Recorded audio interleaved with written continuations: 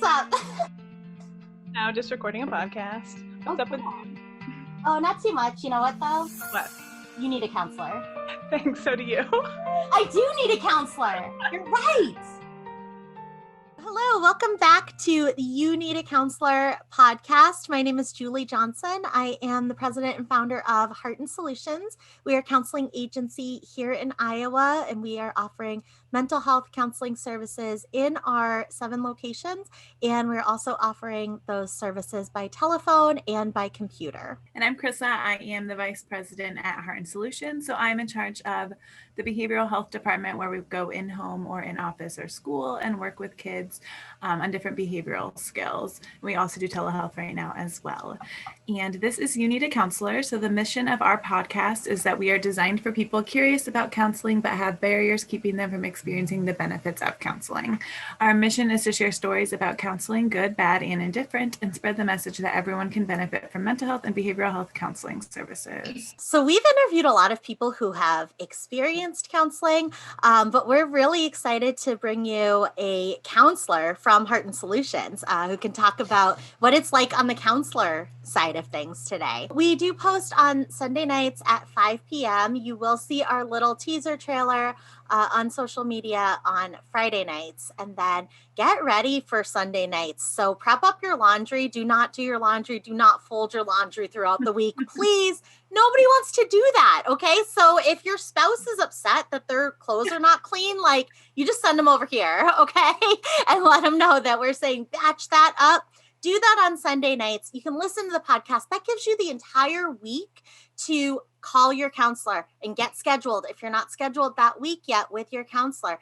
If you don't have a counselor, that gives you an entire week to get a counselor, get scheduled. And also, we've had a few people now reach out to us here on the podcast, on our Facebook page and on our Instagram, asking where they can find a counselor. And I just want to say that it doesn't matter what state you're in. So we're in Iowa. We're happy to help you here in Iowa, but we've had people message from other states now too, and we're happy to help you with that as well. So we will get you connected with a counselor no matter where you are located in the country. So reach out to us for help. We're always so excited when people reach out and say, oh my gosh, I want a counselor now. How do I get that? We will help you with that. So that's super exciting for us. So today we've got a very special guest. We have Laura Boddicker with us here from our Cedar Rapids, Marion office at Heart and Solutions. And Laura is a licensed mental health therapist, and she works in Marion in Iowa here. She is a certified rehabilitation counselor, and she's a 3rd-year doctoral student. So Laura is studying counseling supervision and counselor education. So we're really interested to hear about that part of it too, because we have interviewed a fair amount of counselors on here, but you're kind of like getting to be above that a little bit, right? Like, you're looking at that, you're looking at the whole counseling situation from a totally different lens, because now counselors are typically looking at developing their clients, right? And helping their clients to kind of see where they are, see where they want to be. And your focus is really a little bit, it's a little bit like the Matrix almost, right? Or like Inception, where you're looking at the process of counseling and you're looking at developing the counselor. So I just think that's so interesting. I'm really excited to hear about that. Laura also takes a cognitive behavioral approach to improve functioning for her clients. So that'll be really interesting to hear about as well. So Laura, can you tell us a little bit about your experience as a doctoral student? This is your 3rd year already. So we want to hear about what that's like and what you're learning. My experience as a doctoral student? Well, for one, I definitely fit into the category on Sundays of not doing laundry, because I think I have a hard time getting any laundry done throughout the week. It's so interesting, because I was just telling somebody that I just got through my first week sobbing fest for the semester.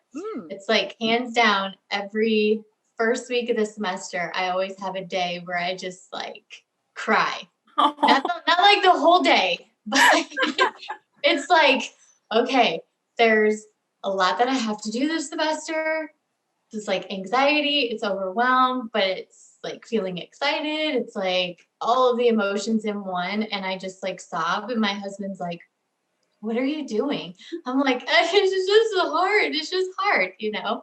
But I mean, other than that, it has been an exciting journey. Looking back on my first year, I'm like, who was I then? Because I'm completely different now. And I feel like I didn't know anything, not even anything about counseling. And, you know, I have my master's in it. And so throughout the journey, I've not only learned how to be like a better counselor, how to educate and work with counselors in training, but a lot of personal growth as well. What would you say has been the biggest change for you as a person from that first year to now starting out your third year?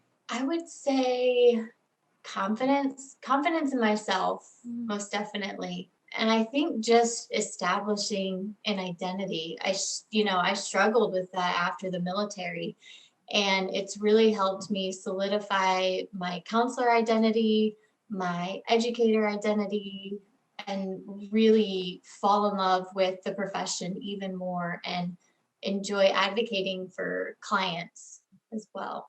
I feel like with doctoral work, like for me, it was like I started out fairly confident, and then if you asked me in the middle, I'd go, nope, my confidence like did not skyrocket. If whatever the opposite of skyrocket is, which is plummet. Yeah. Okay. So like confidence just like I came in at a certain level, and then it was like, nope. And you gotta realize how much you don't, like you said, like realize how much you don't know, and then it kind of starts to build back up again. I feel like the military and doctoral school, right? They kind of have that in common, where they kind of break you down and build you back up. Yes. Have you found a similarity there at all? Yeah, one of the most difficult parts of the doc program was moving from like counseling practitioner frame of thinking to more of critical philosophical thinking. And I really struggled in that my first semester. I'm like, it's right here. Like, no, this is point blank. You know, I really had to jump those hurdles to get to that different type of thinking. And it was a challenge. Yeah, you've spent 2 or 3 years getting your master's, being trained in one way of thought, and then you spend the next 3 years undoing that. Right. I had to be reprogrammed again. That's a really exciting journey. And what got you interested in counselor education and supervision? It's a good question. I think I've always had an interest in teaching. And I realized after I left the master's program that there were so many gaps and so many things that counselors didn't know, or they might not have had the support to even become a better counselor. And I think that with me going into counselor education, I can help fill those gaps. I can help increase that knowledge or like add that to the curriculum if I wanted to. That's great. So experiencing it yourself, you then said, these are the things that would have been supportive to me, or these would have been the things that would have been helpful for me to know up front. And I want to pass that education on to other people. That's great. I'm writing a fiction. I keep calling it a novel, but it's a story right now. And one of the lines in the very beginning of the book is, I could fill a book with things that grad school didn't teach me. And then the fourth book in this series is going to be things grad school didn't teach me. So I'm going to tap into Laura for that and ask for her expertise, because at that point I'll be consulting with Dr. Laura Boddicker. So that'll be exciting. Yeah. So tell us about your experience as a clinician, because you're still a clinician. So you're learning all of these philosophical ways of thinking about counseling and thinking about the counselor, but you're also doing face-to-face mental health counseling directly with patients. Tell us a little bit about that and what that's been like. It's been a great experience. I mean, I'll be honest, my first experience coming out of grad school as a mental health counselor was not the greatest, and that came down to supervision. I did not have good supervision, and that really impacted my ability to be a good counselor. And I experienced burnout and compassion fatigue, and I walked away for a little bit. And I came back and I was more motivated, and my supervision has been amazing. And I've realized that when I come into counseling now, I've identified populations that I feel passionate about working with, right? Not just so much the population, but the issues that are presented. And I've started to like identify themes within people and when they come to counseling. And it's all very similar. And I love how it's a puzzle to me. I always try and explain it in a way of like watching the Queen's Gambit. Have you guys ever watched that? I haven't. Explain to me and anybody who hasn't. Okay. I mean, you really got to watch it. So it's like probably way back in the 50s, starts in the 50s and 60s, and she starts playing chess in a foster care agency, and at a really young age, and she's really good and smart, and like it shows her story, and she struggles with addiction, struggles with just relationship issues, but she's so good. And when she plays chess, she'll look up at the ceiling, and she'll see like the chess pieces move, and she'll see like the different scenarios of how you can go. And so for me, that's exactly how counseling is. Like when people present their stories and I meet with them every week, it's such a challenge because I see all these different pieces just slowly coming together and trying to fit them where they belong. It's kind of like, is the goal of the client then kind of like the win, like the chess win? Yeah. And you kind of see all the different pieces in their life and how they all come together, and how, well, if we move this rook, then that's going to set this other one up to be vulnerable, right? And we want to advance all the pieces going forward, but it's not all at once. It's very, it's broken out into different stages and steps, like a chess game. It's strategic. If you think about it, you have to start with a specific movement. You can't just like go 100% in, or you're going to get ambushed. You have to take your time and be strategic with the pieces that you start with, and then it slowly starts to come together. I love that. And I think that's a great way to think about counseling for anybody who's going to counseling, and also any counselors who are doing counseling, because I think that there's a tendency, and I think one of the barriers to really experiencing the full benefit of counseling is this expectation that it should be like, well, my goal is to get to the other side of the board with my piece. So I'm just there's a straight line there, right, on the chessboard. Like, it's faster, it's more efficient to just go straight through. But if I start moving my pawn forward, that pawn's going to get eaten. And then I move the next one forward, and that pawn's going to get eaten. And what you're talking about is sometimes in chess, you move backwards. You move a piece backwards, or you move a piece to the side. And what is happening doesn't always make sense in terms of visualizing the goal of like moving forward. Because, oh, well, I just moved this one in an L shape, but it went to the side and then it went back. But what you're talking about is that strategy. It's like, that's intentional. It's intentional. And there are so many different options, and it makes it for a stronger strategy when we're not so focused on, let's get to the other side of the board as quickly as possible. It's, let's get to the other side of the board as safely, right? And as securely as we can, right? By setting up all of these other pieces. Yeah, absolutely. Because the person's also experiencing those barriers, right? They're coming into contact with things that are fighting them and preventing them from getting to that other side. And so they have to identify how to combat it. They have to figure out different routes, to go.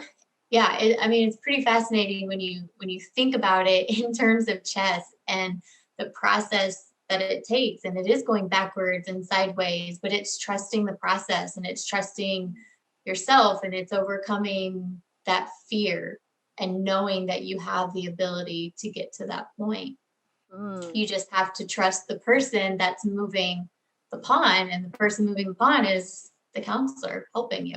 Absolutely. So in that word picture, as the counselor, are you like the chess coach? Are you going like, hey, move this one this way and backwards? And then the person's like, that's going backwards. That's not that's not going towards my goal, right?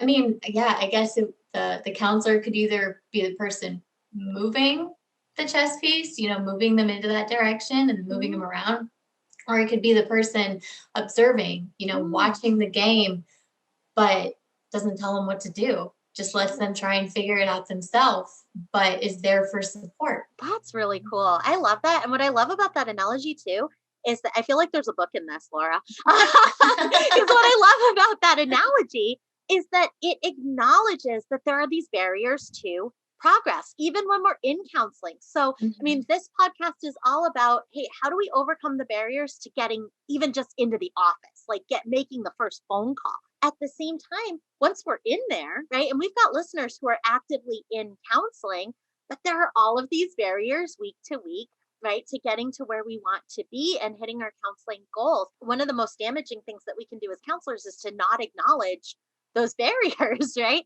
And if we're thinking about our client and our client trying to navigate this entire chess piece with all these moving pieces that go in completely different directions and interact with each other so tightly, it gives us that perspective of acknowledging all of the barriers, not only the external barriers that our client is having as they move towards their goal, but also all of those internal barriers, like the fear that you talked about and the preconceptions about counseling in general, or the preconceptions about the problem that they're facing, or preconceptions about themselves that might no longer be true. So I love that idea of counseling is like a chess game for the counselor and for the client. Yeah.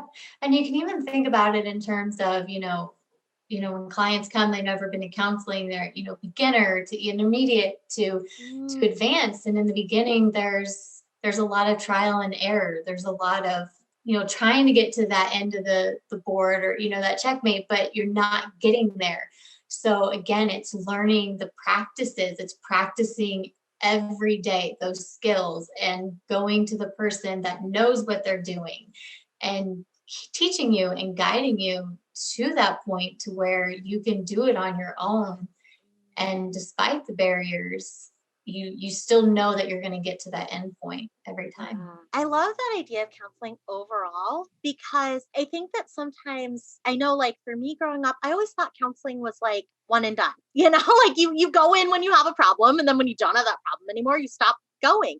If we look at that through a chess perspective and we said, okay, if you only play chess when you're in a game, right, or you only play chess when you're at a tournament, you're not going to do very well with it, right? Because you're not practicing that over and over, and you're not practicing it when you're not in kind of those high stakes situations. And so I love that, because if we want to be a chess master of our lives and be able to know how we operate as a player and as a client in therapy and as the operator of our own life, we need to be doing those things over and over and over so that we can see, oh yeah, this game I did this and that worked really well, but then I did it in the next game and it didn't really work. What was the difference between the two?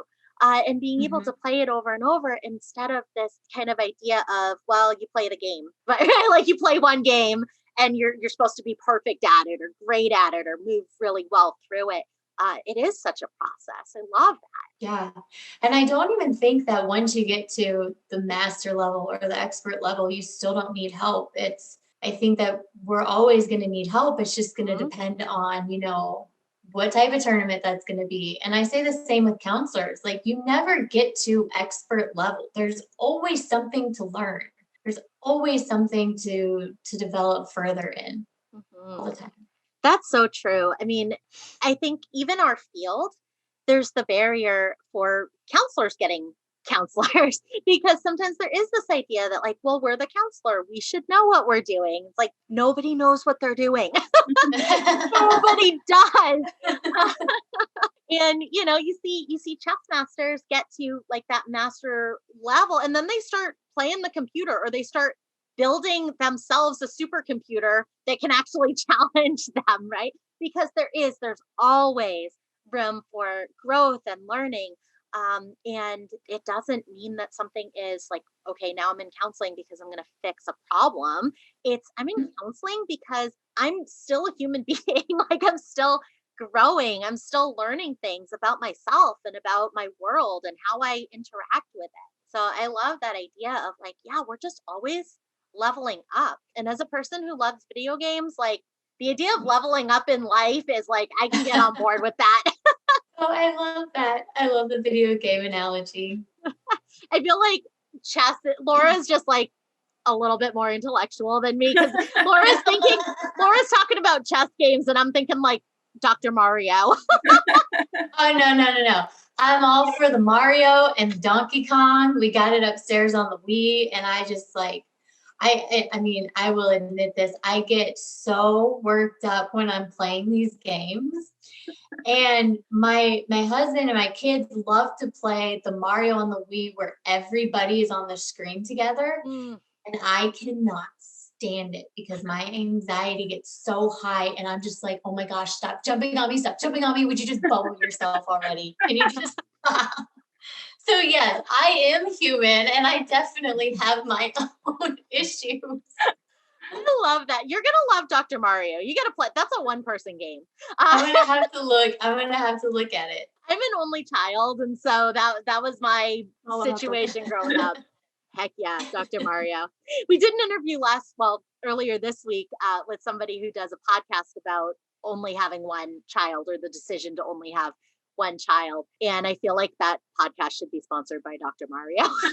None of your siblings can jump on you while you're playing. Right? Oh, I love it. That's awesome. One of the things that I love about interviewing counselors on this podcast is that there are so many people on the fence about counseling. And I think that being able to hear something like that from a counselor, from somebody who is going to be a doctor in this, that being able to hear that, like, no, I still get anxiety about Donkey Kong, right? Like, that is how normalizing is that? I just love it because nobody is above needing a counselor. There isn't I mean, I've never seen it. Have you ever seen anybody who like couldn't benefit from counseling? No. I mean, okay, so it depends on like the context. And I say this because I think back, let me rewind. Yes, it is very normalizing because we as counselors still go to counseling. I still go to counseling for maintenance. So I don't have to be a counselor. I don't have to be a mom or a wife or a student. Like I'm just whoever I want to be in that session. When you ask me, have you ever met anyone who didn't need counseling? I think back to my first experience ever going to therapy and I was in the military. And so that's kind of what started my journey into becoming a counselor. And I remember going to this civilian therapist, and the first time I walked in, I was telling her what was going on. And she just blatantly told me, well, you're suffering from anxiety. And so in the military, you cannot have any physical or mental health condition. I mean, that's like the end of your career at that point. So immediately I was like, no, you're wrong. That's not right. This is not anxiety. And I walked out of the session.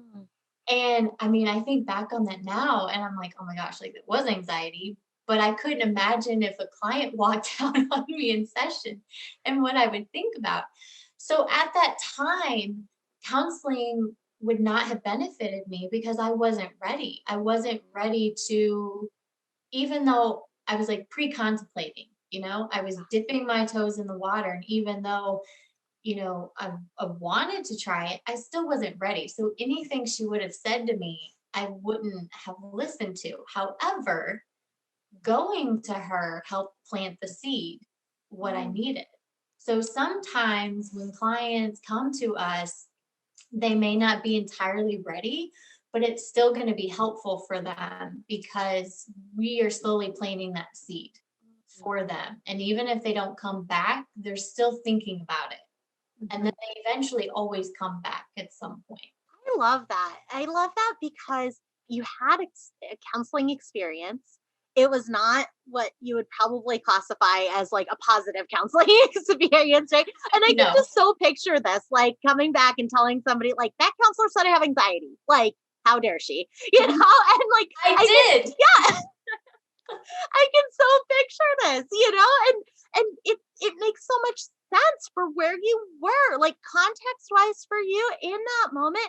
It makes so much sense that that would be the reaction. And what I love about that story is that you're able to say, yeah, that's the experience I had at that time, and you tried it again. Like you didn't let that experience of, well, that counselor said that to me super bluntly, like didn't even really try to get to know me first, right? All of the things that I can imagine like I would probably be thinking if I walked out of a session like that. And then you didn't let that stop you from trying counseling again at a different time of your life and with a different counselor. So I think that sometimes that can be such a barrier for people who like are ready. They are in a place now, right? Like they've come to this understandings about themselves and what they're going through and these challenges, and kind of that seed has started to bloom a little bit. But then that experience from previously, right, where we were before, can be such a barrier to starting again or trying again, coming back.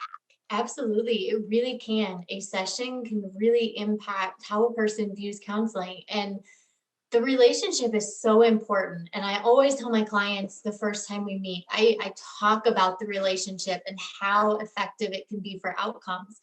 And I tell them, I'm like, I'm not here to be your best friend, right? I'm here for you to trust me and to hold that space for you. And I want you, in order for you to trust me, you have to like me, right? You have to like some of the characteristics that I bring. And Yeah. it's not always a good fit, but it's a matter of shopping around and finding someone that does fit those qualities. And like I tell my clients, I'm like, if it's not a good fit, just tell me and I will find someone that will be a good fit for you. You're not going to hurt my feelings. Or, if I say something, because sometimes I do say something and I reflect on it and I'm like, Laura, why'd you say that? Just say, Laura, that, can you be quiet? Like that one, don't say that to me, like, Saying, Laura, geez. I know you're my employer. I'm not being offended, but I'm not being offensive. I'm just saying, like, we are human. And so sometimes we might laugh at something, or we might say something, but we don't realize it until after session. And so that's where self-reflection comes into play. And I'm always the first person to tell my clients, like, hey, I reflected after last session and I realized I either pushed you too much or I did this, and I just want to check in with you about it. And more times than not, they're like, I don't know what you're talking about. Okay, let's just move on. Okay, forget about it. But I mean, I can see myself as a client, like even if I was upset about something and I wasn't in a place where I felt comfortable sharing that with you, if you say that to me in the next session, hey, I've been thinking about what happened. I didn't like the way that this we ended the session, right? Or I felt like maybe I came on too strong in this. Even if I am upset with that, I might say, I don't know what you're talking about, right? But I'm still gonna feel better about it Mhm. because it Yeah. has been addressed. Even if I'm not in a place to bring it to you, the fact that you're bringing it to me is so just humanizing, right? Like Mhm. the conversation you're having with your clients about like, I'm a person and I'm not going to be perfect and I'm going to do my best for you always, but like our best isn't always what you need, It could be the best for one person and not the best for you. And so because I'm human and I'm not going to be perfect, I want you to know that and that is okay. And I love that because I mean, Mhm. clients sometimes come in and they think that, this counselor is going to be perfect or that the counselor needs to be perfect in order for them to get benefit from meeting with that counselor. And so I love what you said about you need to like some aspects of me, right? Some like traits of me. And I really love that because from my own personal experience in being in counseling since I was 13, I've had counselors that were great for me at certain points in my life. And I've outgrown counselors, or I've had counselors that were not great for me at when the time that I went to them, but I can see where they would have be great for me at a different point in my life. And so I love that idea and that conversation that you're having with your clients, that if this isn't a good fit, then that's okay, because my primary goal is not that like I'm the best counselor in the world and every client has to love me. It's that you, as the person in the room with me that is seeking help, that is brave enough to come and seek help and seek support, is getting exactly what they need for where Mhm. they are. I love that, Laura. It is so Mhm. important, that relationship. I'm interested to hear more though about I'm going way back now, okay, on you, but I'm really interested to hear more about your experience in the military and how mental health was perceived there, right? Because you said you can't have a diagnosis. So what do people Mhm. do? Yeah. They hold it in. I mean, yeah, I got out in 2011. So from 2006 to 2011. And things have changed. I mean, they have started to talk about it more, but it is a huge stigma. You know, before you go into the military, they need you to be 100% perfect. You can't have anything wrong with you. um, and especially they focus on that mental stability. So if you've had a history of anxiety or taking medication, you can't go into the military, right? You might be able to get a waiver, but ultimately you have to be like scotch free. And in the military, you are right, they break you down and then they build you back up. And the amount of stress in the military is probably like 10 times more than what anybody would experience outside of the military. And the system is broken in many different ways, and people don't have safe places where they feel comfortable. There's a certain cultural norm, and that's the norm that you have to follow. And if you don't follow that, then you're just going to continue to feel oppressed, right? So, sometimes you have people that you can confide in. I mean, they do have psychologists and they do have social workers, but again, there's that stigma. And then the social workers and psychologists work alongside the officers or other people that you work with. So that level of confidentiality isn't really there. And so you have to worry about, what am I going to tell this person and what are they going to relay to my chain of command? Wow. And I mean, gosh, what a barrier to getting support for very, very stressful situations. And our bodies are not designed to cope with that ourselves. We're designed to need support. We're social animals. We're social creatures. We need to have that support, and we need to have that understanding of how our minds work and how our bodies work. And not being able to get that support for fear of, well, then I'm going to have to be discharged, or, they won't let me stay. My gosh. Yeah. Wow. Wow. So what kinds of advocacy things can people do who are concerned about this barrier, to try to offer more support? Are there things that people can do?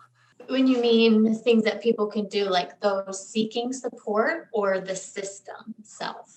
Both. Oh, God. Sure. Either. Oh, I mean, you got to start with the system, because even if an individual needs that support, they're not going to feel comfortable getting it. They're not going to feel as though they have a space where they can voice their concerns. And so it comes down to, everything that they do out here in the civilian world. It's changing those norms. It's changing the way society or the military views these certain issues, right? It's going away from the medical model. It's going away from the social model, and it's looking at it more of a biopsychosocial model, looking at the person and whether they have a condition or not. It doesn't mean that they have an impairment. Yeah, I mean, the physical equivalent, right, would be to say, well, if you get injured here, you can't get a doctor, right? Like that doesn't make sense. But what's happening is, if you have trauma here, you can't have a counselor. Yeah, there's a lot of work to be done, it sounds like, with just Mhm. understanding, and changing that system so that it is more supportive in that way. So then when soldiers are discharged, then I know that there are supports, but in terms of counseling, I think that there is still that stigma. Even when you now are classified as a civilian and you're, just living your life, working a job, there's that stigma there still. Does that seem like that's carried over from kind of that mindset of I cannot let anything be wrong with me, and that just kind of continues forward, even though the stakes there now, right? Like you're not going to lose your position now from getting counseling, but does that just kind of stay with people? Yeah, the mentality of you have to be okay. It's not okay to not be okay, right? Hmm. You're still in that mentality that, you have to keep everything contained. You have to maintain that composure. You have to being vulnerable is not an option, because in the mind frame of a veteran, it's that if I'm questioned on my mental ability, that's going to affect someone else's life, right? So the mission is to try and keep everything bottled up so it doesn't impact anyone else. It doesn't become a burden to anyone else. It doesn't cause harm to anyone else. But in the meantime, we're storing all of that in our body and we're only harming ourselves even more. Mhm. Wow. So with all of that, with all of those barriers, with all of that stigma, with the experience that you had going to counseling the first time, how did you make this complete? I don't even want to say 180. It feels like a 360, right? From that experience to now, not only are you a counselor, so you then went to counseling, you are a counselor, you are training to counsel counselors, basically. How did that happen? How did you do that? And how can other people do that? I think about that all the time. It seems like, 'cause I went to therapy for quite a while, for years. And it seems like I was in it, I was in the storm, I was in the darkness, and then I'm just there. Like it's so hard to pinpoint, when I had arrived, when I yelled checkmate, Mm-hmm. because I mean, I think I remember even telling my husband, I'm like, I am so tired going to counseling. I am so tired of this process. I am exhausted, but I continue to do it because I looked at my progress over the years. I looked at where I started and where I was, and there was so much. And I was so proud of that progress and proud that I stuck to something for so long. Mm. And then, I had that turning point. I had that specific intervention that is what I needed at that time. I was ready for. Mm. And that was the turning point for me. I And love that you say that, it's the specific intervention that you were ready for at that moment. Because if you hadn't invested and in yourself for that long period of time, even when it was challenging, even when it was exhausting, then that counselor would have given that intervention to you and you wouldn't have been able to grasp it the way that you did. That's amazing. And I love that you were measuring when you were reflecting back on progress, you were reflecting back on years, those longer chunks of time. Because I think that what sometimes happens when people try counseling is that, like, again, there's this idea of the medical model, right? Of like, well, how long do I have to go to a doctor for a sprained leg? And so it's this idea of like, well, I've been going to counseling for 3 months and like, what is different in my life? Nothing. And this is taking an hour of my week. And what I love about your story is that you stayed with that. You were taking pride in investing in yourself. That hour didn't go to that counselor. Like that hour didn't go to, anybody else in your life. That hour is still with you, and has multiplied itself within you. That is awesome. That's so exciting. How did you stay with it even during those points of exhaustion? I think it just came down to, I saw the progress, and it was the one place where I knew someone was going to listen. I knew that they were going to get what I was saying up here out in here, because I think oftentimes so many people have that struggle with, I can't relay what I'm thinking to you. And I'm like, try it, try me, just throw it out there. And if it's wrong, it's wrong. And we'll just keep trying at it. And that's what it was. It was a way for me to organize a lot of my thoughts. And then another way to view things that were happening in my life that I didn't see. It's a way for me to uncover some of those blind spots. So I do have a better visual representation of what's going on in my life. And I had that overall goal that I wanted to get to, but I had to get through these short goals to get to that overall one. And I remember one time I was telling my therapist, I was like, I just want to get to this point. I want to get to the point to where I feel proud of the military, And she was like, Laura, why is it up to you to have to be proud of it? Why is it your responsibility? Why is it your fault that, these things have happened? It's on them. It's not on you. And I was like, oh, yeah, you're right. I'm done. It's not me. Like, I'm not the problem, and I think it just takes time to get to that point. But it goes back to that relationship. Person has to find a therapist that is a good match to be able to continue going over and over and push them. What a great example of that, where that looking at something from a totally different way, that, in our own brain, we might not get there on our own, right? Like, if every time that I see something, I see it in the same way every time, because it's me seeing it.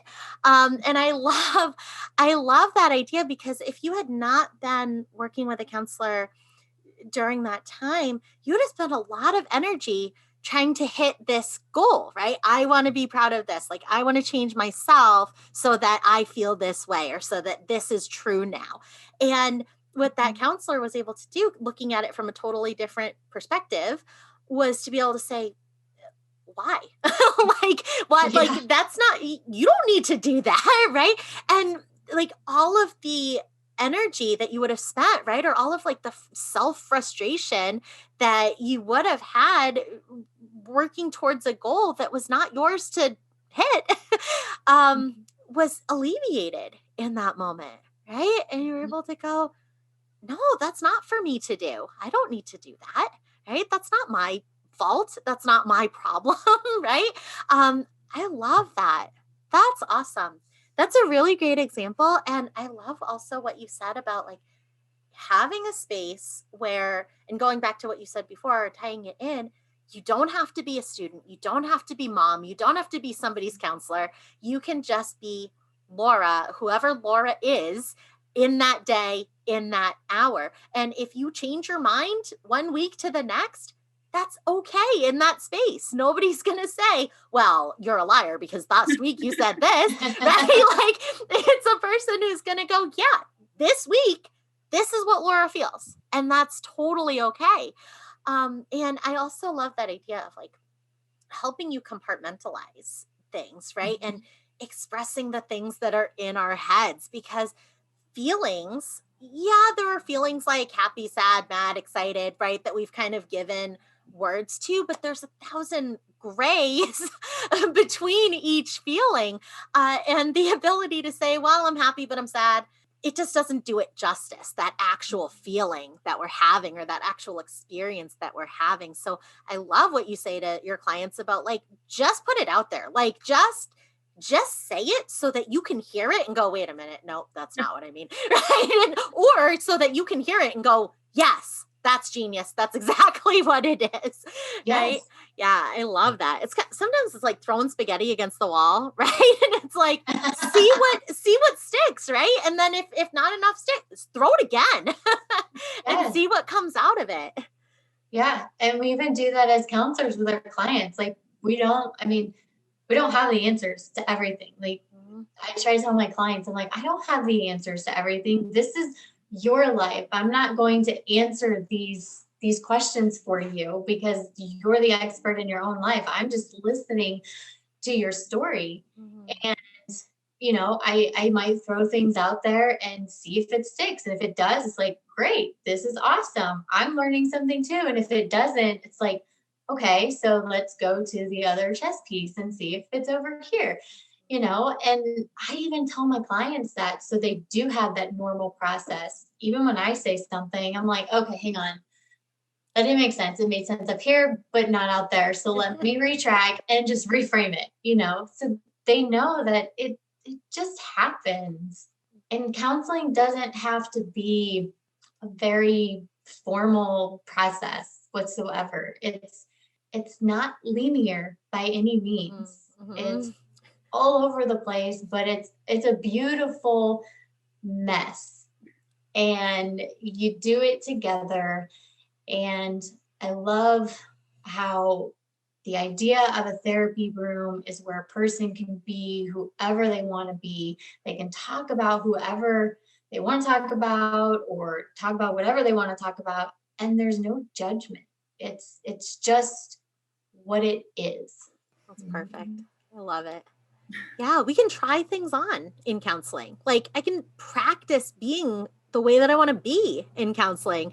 And that might feel awkward to me and it might look awkward to the counselor, but I can do it, right? Without any consequences. I can do wish fulfillment in counseling. I can say things that I wish to be true as though they are, and it's okay.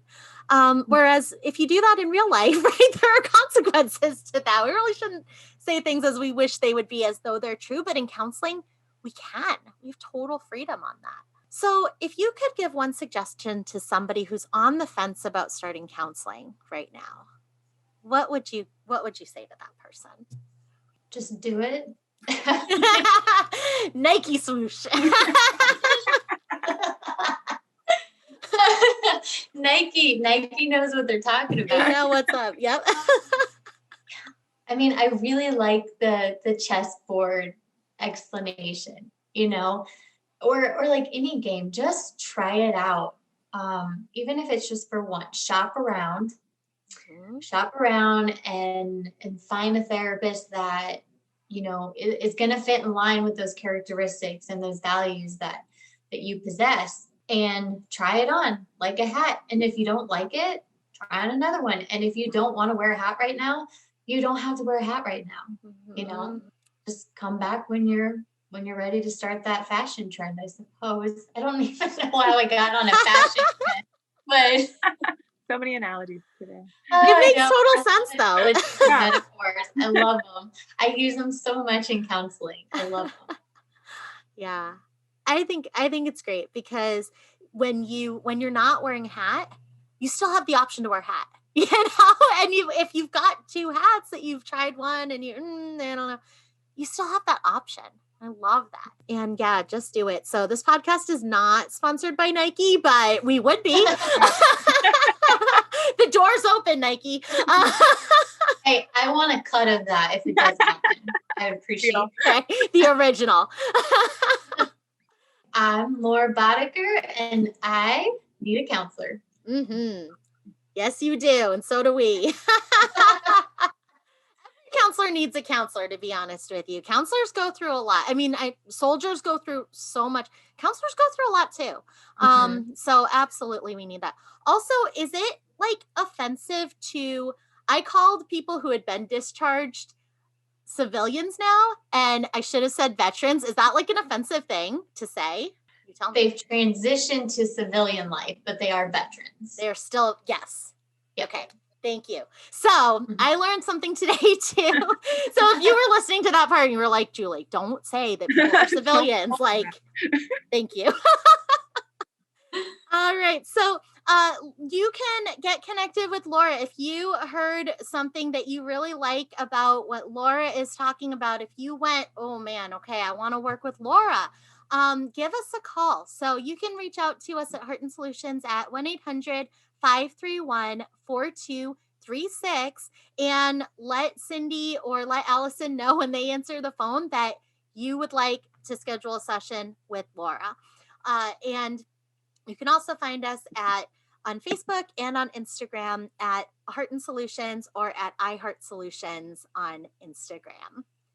And like Julie mentioned at the beginning, we do post every Sunday at 5. So save up your laundry or your chores from the week and do that while you listen to us on Sunday night or Monday morning as you're getting ready for the work week to help us convince you that you do need a counselor. That's right. Yeah, you'll be in good company because Laura's doing laundry on Sunday. I'm doing laundry and so is Krista.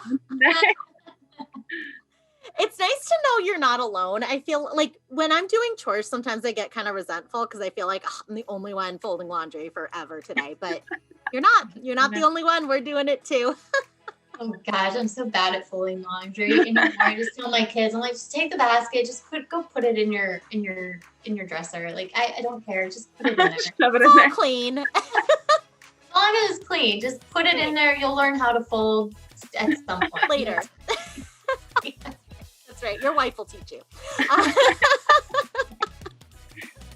Awesome. All right. Also, if you have questions for Laura and you're listening to this, go ahead and DM those to us on Instagram at iHeart Solutions or send us a message on Facebook at not at Heart and Solutions. Go ahead and send it at You Need a Counselor Podcast on Facebook and You Need a Counselor Podcast on Instagram as well. Send us those messages because, Laura, we would love to have you back on the podcast again. And when people send questions for us, then we can ask you to answer those questions on the podcast the next time that you're on. All right. Well, I'm Krista Brown. And I'm Julie Johnson, and we need a counselor. And so do you. Bye. Bye. Bye.